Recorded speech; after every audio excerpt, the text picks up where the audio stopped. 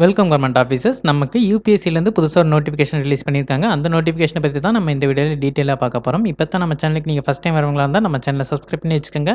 அப்பதான் ஜாப் ரிலேட்டடா நம்ம போடுற நோட்டிஃபிகேஷன உங்களால ஈஸியா பார்க்க முடியும்.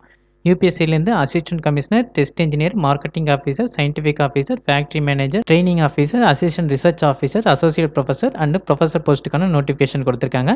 இந்த போஸ்ட்டுக்கு அப்ளை பண்ணுறதுக்கு லாஸ்ட் டேட் மே 30. அதனால விருப்பப்பட்டால் நீங்கள் மே 30க்கு முன்னாடி அப்ளை பண்ணிருங்க. இதில் டோட்டலாக 82 வேகன்சி கொடுத்துருக்காங்க.